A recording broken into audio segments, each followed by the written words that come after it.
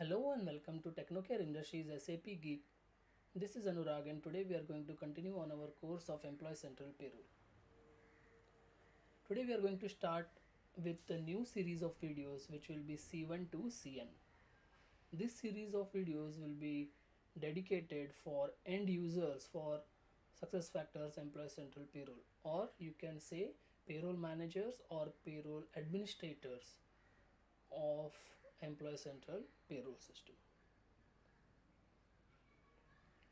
Please note that this might not be that useful for existing consultants which are working on implementation as well as support projects on Employee Central Payroll. Rather, this would be helpful for those which are doing day-to-day tasks using ECP systems.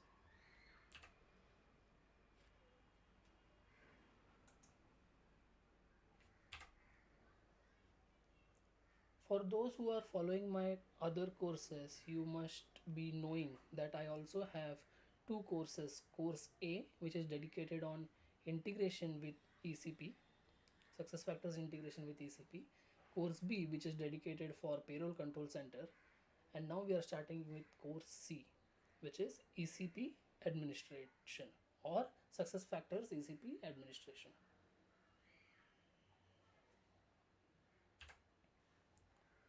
In today's video lecture, I am going to cover summary of functionality of payroll control center in Employee Central Payroll and the general components and integration between EC and ECP. So we'll be seeing what is the normal payroll cycle, what are the typical obstacles of a payroll process. We'll be seeing what is payroll control center and new processes which are introduced in payroll control center.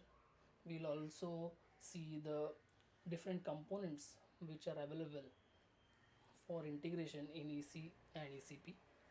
We'll see how employee data changes are handled, how no-show hires are handled, and the tool which is newly introduced in release 2H2022 for hire date correction in EC.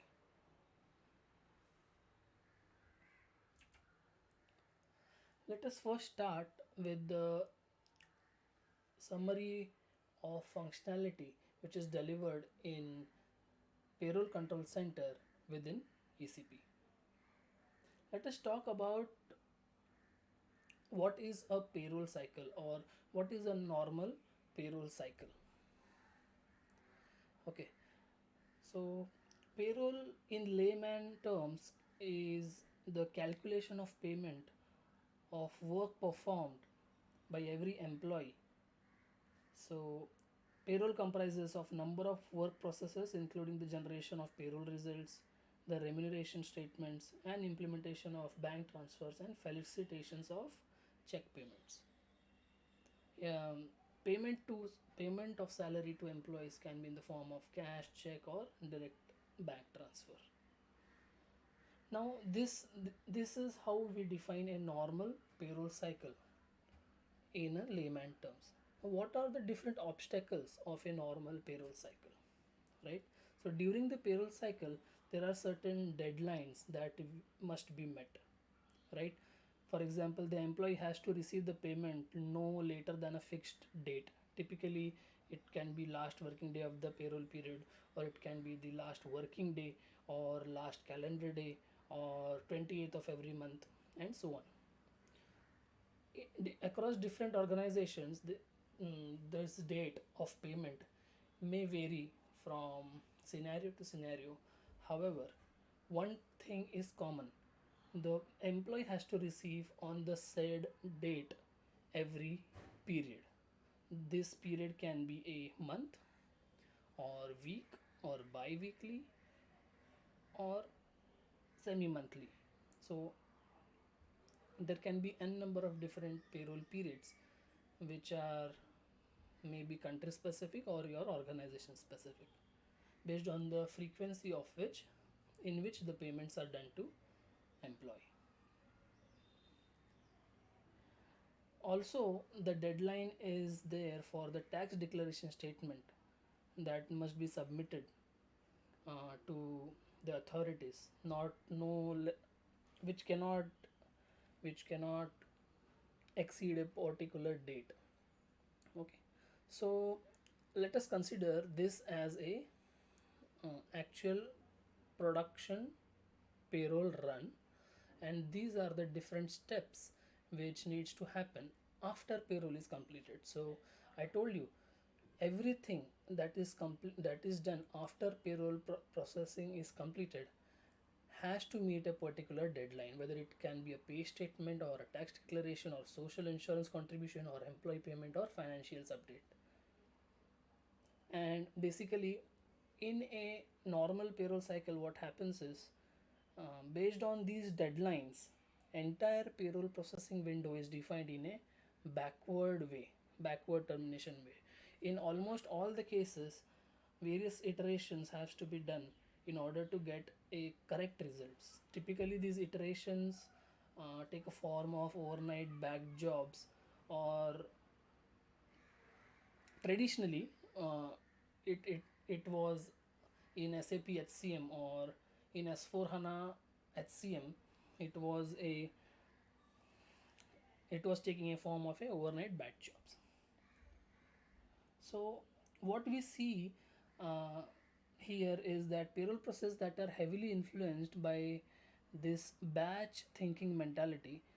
So this is what uh, makes the payroll processing time consuming, because the later we go in a particular process, the later problem is found, the worse it gets as far as the timeline goes. Because in this case, if we are already at this stage and some issue is identified at, let's say, personal data, you can see these five different, let us call them for now administrator groups.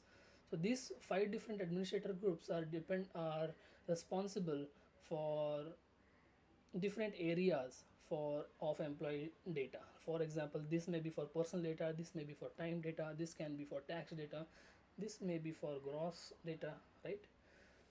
This can be for social insurance. So if we have already passed these stages and issue is identified at this stage, again I have to go back to this and again reiterate the process from the start.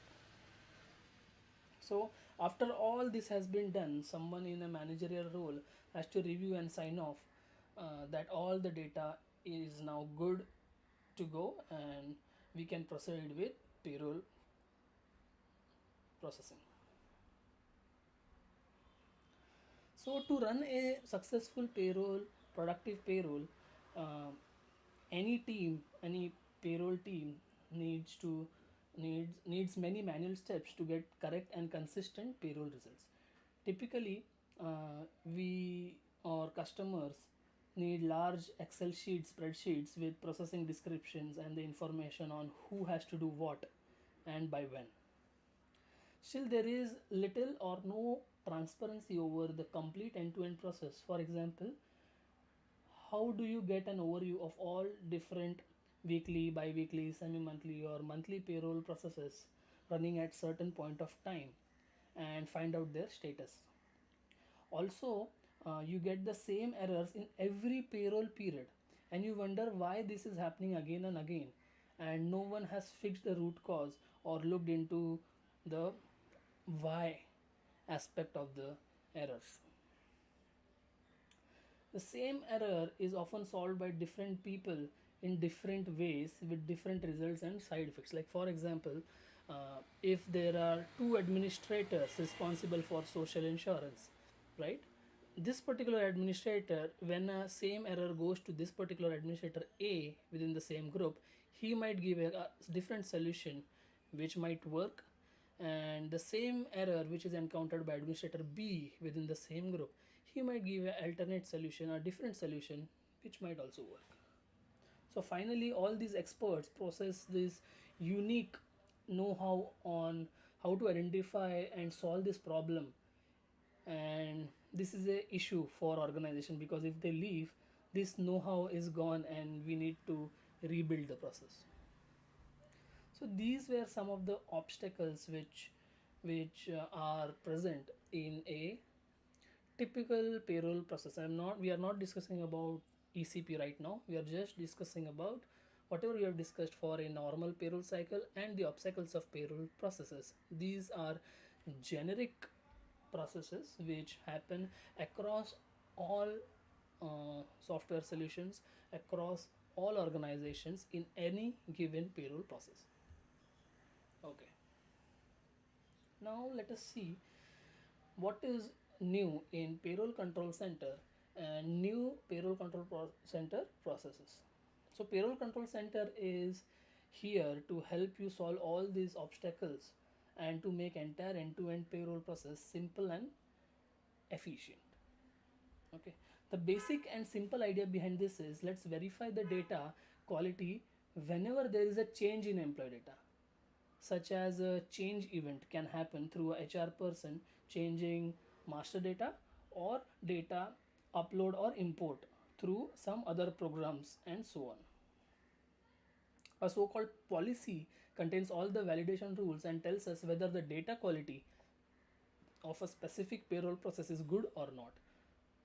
Whenever employee data is changed, payroll control center will find out change that has happened and validate the policy for exactly those particular employees. So what happens is, in ECP or in payroll control center, SuccessFactors has introduced a new concept called as one-click monitoring. So what one-click monitoring does is, the majority of the work which we were doing during the payroll process. So you remember, we start over here. These individual administrators will perform their own tasks. We run the payroll. We identify a list of errors. We again go back to them, right? Let's say this starts at the typically on 25th of the month, and each administrator take one day.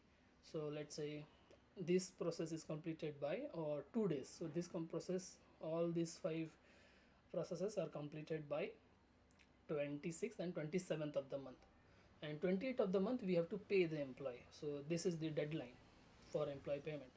But on 28th of the month we identify there are certain issues with the data maintenance, with, let's say, personal data or time data administrator. So we go back to these administrators will again rectify those errors and again send for processing. So what happens is, basically, in a payroll process, we have this crunch of time where we should where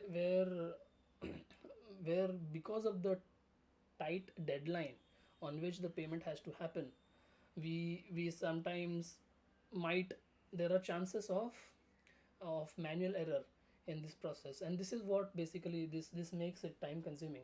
So what is done in employee central payroll, in payroll control center specifically, is that the majority of the work is pushed pre-payroll, as a pre-payroll activity. So you can see now, if this is 25th of the month, I'm just giving you a random example. So in this new payroll control center processes, this will be 25th of the month, and all the data validations which are done is completed in the one-click monitoring phase itself. And this one-click monitoring phase is basically taking care of all the data quality which is needed for payroll. Okay, so when this one-click monitoring process start is, you can start this one-click monitoring process as soon as you finish the previous month's payroll.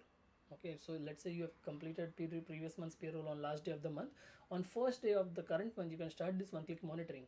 So what happens is, as and when there are any data changes in, let's say, new hires or existing employees, so respective administrators are automatically notified for the with the validations, uh, and they got them corrected. And by the time it is time to run the production payroll, all the data related errors are already resolved.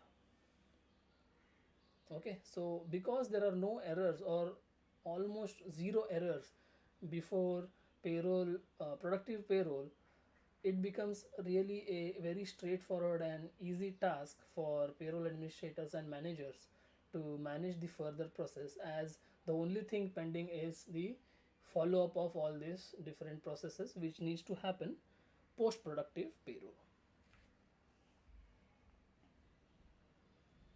Okay, so now let us discuss this one click monitoring process in detail. So as I told you, um, we can now include the expert teams in the payroll processes even in the very early stages. The teams look after the data quality for their specific area of expertise whenever data changes happen, and they make sure that you have perfect payroll data quality before your productive payroll is started.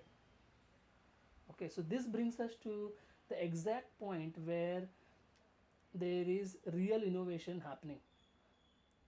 So let us list down the advantages or the innovation that is happening as in payroll control center as compared to our legacy payroll processes. So this is what we call one click monitoring. We decouple the process of verifying the data quality from payroll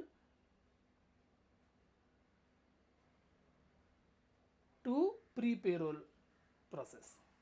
Okay, and we allow the users real time insights into what we are expecting from a payroll run in terms of data quality and accuracy even before we start it. So even before starting our production payroll process, the respective administrators are notified with the validations that need to be corrected or certain actions that need to be taken for particular set of employees. We allow the users to interact with payroll system rather than sitting and waiting for the results of the batch run. There are no longer the list that people have to scan through to find out what's going on, whether things are in good shape or bad. There are no longer and multiple tools to double check the payroll systems.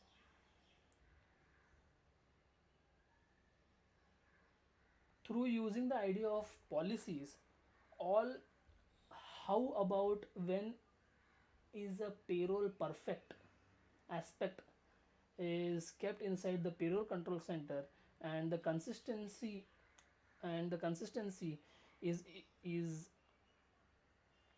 improved because everybody will be using the same set of validations consistently throughout the different payroll periods, so including automated root cause analysis and error resolution. So system is also capable of providing you different root cause of a particular error and error resolution solutions. Like for example, if there is some issue in the payment of a particular component, it can suggest you to either check personal data or you verify whether the amount is correct, or you verify whether the sign of the wage type which is maintained, whether that is correct, and so on.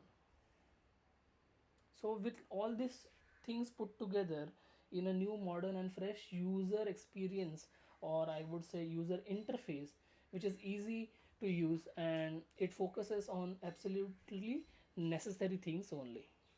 So with one click monitoring, now we have full transparency of the end to end HR and payroll activities at any time, not just during the critical path of productive payroll, but for each and every steps which are included in the payroll.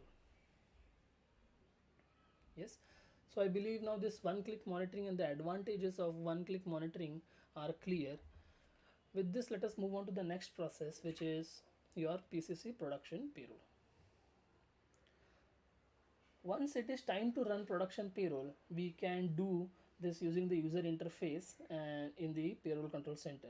So there will be total 6 steps under the payroll production payroll.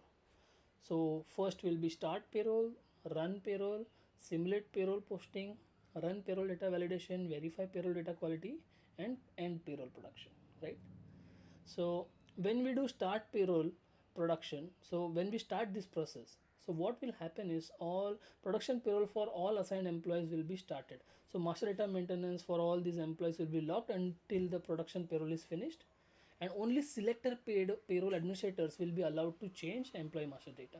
So one more innovation over here is, even if the control record in the backend is set for release for payroll, certain administrators will still be able to make some data changes for making corrections. Okay, and the second step is productive payroll results will be created. So what it means that in this step actually, the payroll execution will happen, live payroll results will be created and stored in clusters. So in this step, all that happens is the control record status is set to release for payroll. Here the actual payroll is executed and the results are stored in transparent tables, that is declustered tables, as well as the cluster tables. And here we do a simulation payroll posting. So it is always recommended, even in the legacy system, before moving ahead, we always should be doing a simulation payroll posting process to understand if there are any errors or inconsistencies. So a simulated result of a transfer of payroll data to accounting will be created in this one, and this is used in the next steps to verify the correctness. So another payroll process, which is a post payroll process, it is posting to SAP financial. So that that process is dependent on the correctness of this particular step. After this, run payroll data validation. So now this step is again, now this is same as the step which is present in one click monitoring. So what will happen is, all the policies which are configured in system, that will be applied to the results that were created in step 2, and the validations will be generated and distributed in the administrators for taking respective or corresponding actions to resolve those errors or validations. Again, if the set of policies which are applicable for one click monitoring and the production payroll are same, then this step will not, ideally it will not have any errors on or validations generated, right? And then we have to verify the payroll data quality. So verifying the payroll data quality is to check, this is basically done by the administrators to whom the validations are assigned. So they will check whether, if there are any policy deviations.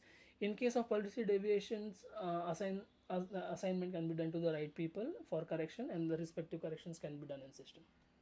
And then end production payroll. So end production payroll, it will basically change the control record status to exit of the current month in backend system. And what will happen is, master data maintenance for all assigned employees will be possible again. And this is typically done at the end of production payroll activity. So this is the overview of payroll control center production payroll. Now this is a user interface which SAP has provided for managing policies. So SuccessFactors has introduced something called as simplified configuration. This allows the payroll manager to maintain their processes and policies in payroll control center directly in the production environment without the need of an IT intervention. This means that you do not need to move changes from development to test and then to production. After a few clicks, the changes to your payroll processes and policies are effective immediately. This functionality empowers the payroll managers and is delivered in the form of two new screens that are built directly into Employee Central. So these two screens are manage processes and manage policies. So here, if you can see, there are, let's say, 3 policies that you can see over here, and each policy will have a set of validations assigned to it. So these policies will be assigned to a particular process.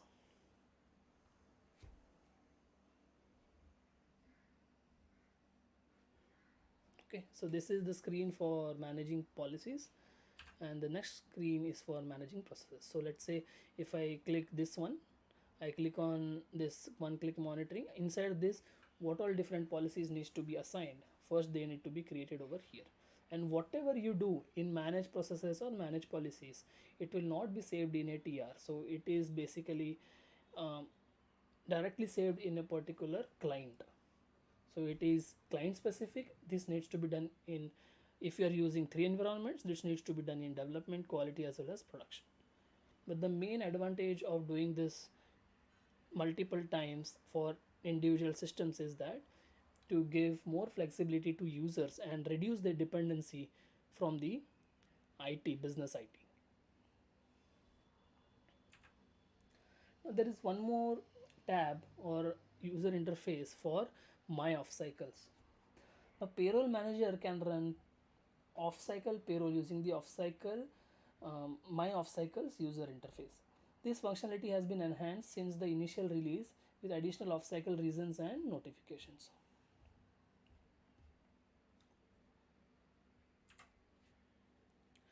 Now let us discuss a bird's eye view on the integration that is present within the landscape of Employee Central and Employee Central Payroll. So this here is the SuccessFactors Employee Central, and this system over here is Employee Central Payroll system. So this is the source system and this is the target system for all employee master data. So Employee Central will act as a single source where entire employee data will be maintained, and it will be pushed to Employee Central Payroll via point-to-point connections. There is certain data which is not maintained in Employee Central, such as cost center data. This cost center data is created in SAP Financials, right, system, and then it is replicated to Employee Central and Employee Central Payroll both. So once this cost center is replicated to Employee Central, it can be assigned to employees, and these assignments are then replicated to Employee Central Payroll using point-to-point replication. If required, time related data such as working time, absences can also be entered in Employee Central, and they can be replicated to Employee Central Payroll for payroll processing. In addition to this, there is information related to employee that is only required in payroll processing, such as employee tax information, right, like social insurance, loan, garnishments, and so on. This data is stored in logically grouped field called info types. For example, tax info type, garnishment info type, loan info type, and so on. Most of this information is country specific and relevant for payroll processing only. So this information is accessed via info type mashup in Employee Center. So as I said, Employee Central is the single source of all employee data. There is a slight exception to that, that is the payroll specific data which has to be directly maintained in Employee Central Payroll, but we have something called as mashup applications which will basically navigate from Employee Central to Employee Central Payroll screens and maintain data directly from here. So the data you can maintain in EC, but it gets stored directly in ECP, and no replication is required for such info types. So that is the concept of info type mashup. So in case of new hire or rehire, employee data should be replicated to Employee Central Payroll system first before info type data is updated. So when I say info type data, I'm talking about the mashup info types which are directly imported or directly maintained in ECP system using mashup applications. So the status of the employer application can be checked in data replication monitor tool. So in EC, if you go and just type and search for data replication monitor, you'll be able to get the list of all successful and error, failed, or waiting logs for replication between EC to ECP. So replication of employee and employment related data such as compensation data, personal data, job data. So all these things are replicated from EC to ECP via SAP standard provided web service known as point-to-point integration. Now let us move on to the employee data changes. So what happens is the employee data changes can be effective from a future date, or they can be done retrospective as retrospectively as well. So these data changes are replicated as per the replication process and reflected in ECP system. In case of retrospective data change, how far back the data can be changed depends on the system configuration. So there are two control checks over here on the earliest date with which you can replicate the data. One lies within the PTP configuration query, another error validation can be done using the control record which is created for a particular pay group or payroll area. So also it is very important to note that whatever data is replicated from Employee Central to ECP should only be changed in Employee Central and should not be manually changed in Employee Central payroll system. If this is done, what will happen is the next time replication will run, system will again override the data which you have maintained in ECP directly with the corresponding data which is available in EC. So this is the main thing that you need to keep in mind as an end user. You never go and directly change data in ECP which is normally getting replicated from EC to ECP. Okay, now there are some scenarios like no show hires. Earlier there was no solution for replication of such employees. So some hired employees ignore their signed contract and don't show up to work on their date of joining, right? So but because the person is technically hired in system, you can consider them as no show and set their status to inactive in EC. When you report no shows in EC, the corresponding event reasons is now transferred to your Employee Central Payroll system and the processed and are processed as a new action, personal action type. If the employee is in Employee Central and is marked as no show, ECP sets the Employee Central status to inactive so that changes are reflected in payroll processing accordingly. So what this means is now you can even replicate the no-show hires from EC to ECP, which was earlier not a supported feature for point-to-point replication. So for that, what you need to do is basically get hiring act personal action configured in ECP with status as inactive, and then the replication will work just fine. Lastly, there is a with H2 2022 release, there is one standard tool which is delivered by SuccessFactors, which is hire date correction tool. So one of the frequent tasks is to change the hire date for a new hire. Previously, this was a very cumbersome process in EC, which would also fall in place correctly when replicated to ECP.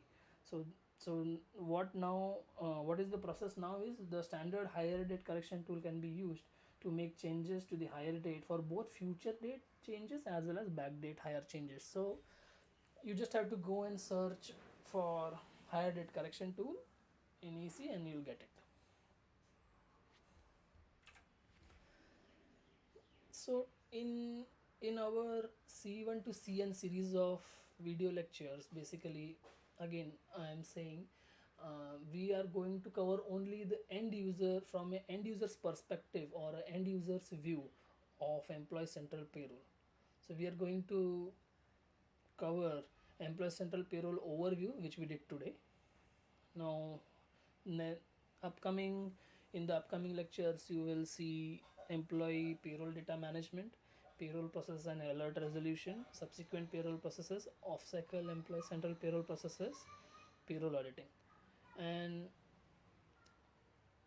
in the same way that I have done for courses A1 to AN and B1 to BN, if I feel like I need to give some more information, I would also release some bonus lectures at the end of this series of videos. Okay, for now this was all that was planned for current video lectures. If you are also interested for learning the consultant courses for SuccessFactors Employee Central Payroll, you can also check out my courses A1 to AN and B1 to BN. Okay, now A1 to N is dedicated for integration between EC and ECP, and B1 to BN is basically dedicated for payroll control center.